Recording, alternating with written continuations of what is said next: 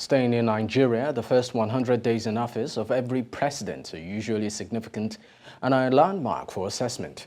The same is the case with the Nigerian President Bola Tinubu.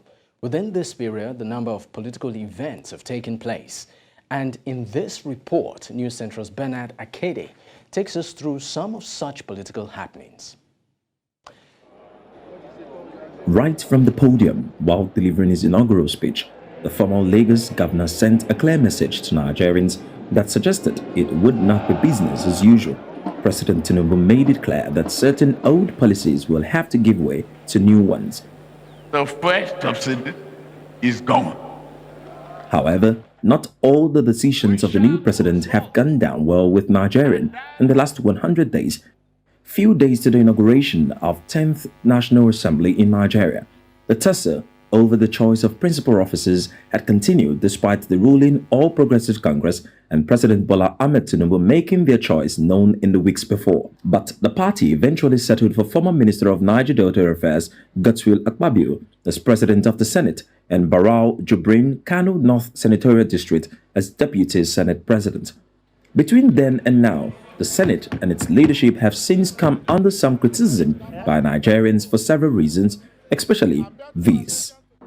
In order to enable all of us to enjoy our holidays, a token has been sent to our various accounts by the clerk of the National Assembly. I withdraw that statement. The president had earlier said that competence rather than politics will weigh heavily on his choice of ministers. Familiar names like Babatunde Fashola, Nasser El-Rufai, Festus Keyamo, Dele Alake, Hannatu Musa, Yesam Wike, amongst others, were rumored to possibly be topping the list.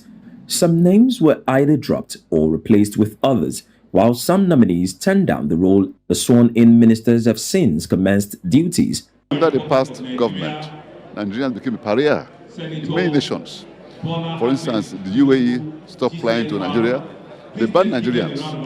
We want one who can bring back our respect. Nigerians are industrious, they're hardworking. What they require is a good leader to propel them. President Tinubu also announced the sack of governing boards of all federal government parastatals, agencies, institutions, and government-owned companies. Tinubu was also elected as the chairman of the Economic Community of West African States, ECOWAS. Among the things on his to-do list as ECOWAS chairman, Tinubu said sustaining democracy in the sub-region was priority. But not long after he assumed office, Nigeria's northern neighbor Niger was taken over by the military.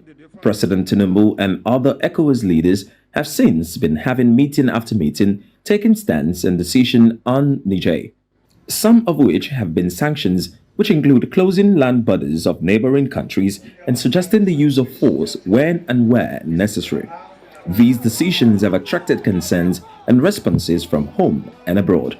Not long after Niger's coup, Gabon also fell into the hands of the military junta.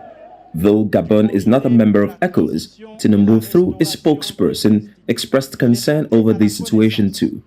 Experts have, however, suggested that Nigeria's foreign policy may need to change to be more Nigeria-centric so as to favor Nigerians more. And this has also, of course, affected insecurity issues in Nigeria. So when Nigeria's economy is built, is developed, these challenges of even insecurity challenges will be reduced. It is a great opportunity for this government to rebuild the foundations of the nation, to rebuild trust and confidence in government, to return public trust in public administration.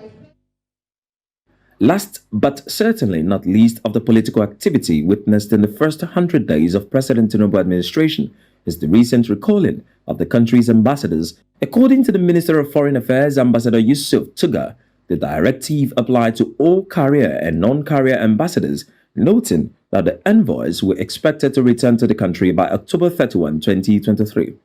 As we look back at events that have unfolded, the argument of whether or not 100 days are enough time for assessment of a new president will always make for good conversations. However, Nigerians will be closely watching the president's every move, hoping that his policies will be to their best interest. Bernard Akede, reporting for News Central.